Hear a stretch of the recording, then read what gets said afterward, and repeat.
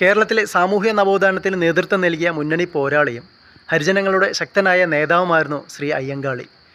തിരുവനന്തപുരത്ത് വെങ്ങാനൂരിൽ ഒരു സാധാരണ പുലിയ കുടുംബത്തിലെ അയ്യാവിൻ്റെയും മാലയുടെയും മകനായിട്ടായിരുന്നു അദ്ദേഹം ജനിച്ചത്.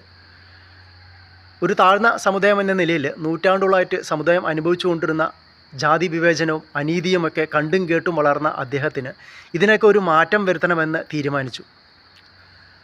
സമുദായം പ്രധാനമായും അനുഭവിച്ചു കൊണ്ടിരുന്ന ജാതി വിവേചനത്തിനും അനീതിക്കുമെതിരായിട്ട് സമുദായത്തെ ഒന്നിച്ചു നിർത്തി പോരാടുക അല്ലെങ്കിൽ പ്രവർത്തിപ്പിക്കുക എന്നൊരു ലക്ഷ്യത്തോടു കൂടിയിട്ട് 1905 അയ്യങ്കാളി രൂപം കൊടുത്തതാണ് സാധുജന പരിപാലന സംഘം. സാധുജന പരിപാലന സംഘത്തിൻ്റെ പ്രവർത്തനങ്ങളുടെ പ്രധാന ഉദ്ദേശം എന്ന് പറയുന്നത് വിദ്യാലയ പ്രവേശനമായിരുന്നു.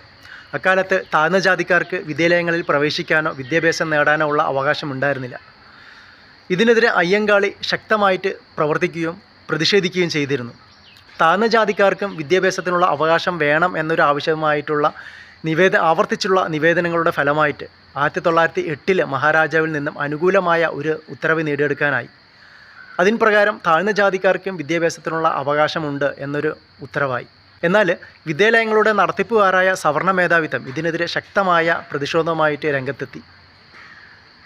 തങ്ങളുടെ പാടത്ത് പണിയെടുക്കുന്നവർക്ക് എന്തിന് പഠിപ്പ് എന്ന നിലപാടിലായിരുന്നു സവർണ മേധാവിത്വം ഇതിനെതിരെ പ്രതിഷേധിച്ചത്. എന്നാൽ കാർഷിക പ്രവൃത്തി നിർത്തിവെച്ച്, അതായത് പാടത്തും വയലുകളിലും പണിയെടുക്കുന്നവരുടെ പണി നിർത്തിവെച്ചായിരുന്നു അയ്യങ്കാളിയും അദ്ദേഹത്തിൻ്റെ പ്രസ്ഥാനവും പ്രതിഷേധിച്ചത്. ആദ്യമൊക്കെ എതിർത്ത് നിന്നെങ്കിലും സവർണ മേധാവിത്വം പതിയെ പല വിട്ടുവീഴ്ചകൾക്കും തയ്യാറായി. അവസാനം വിദ്യാലയ പ്രവേശനം നേടിയെടുക്കുക തന്നെ ചെയ്തു.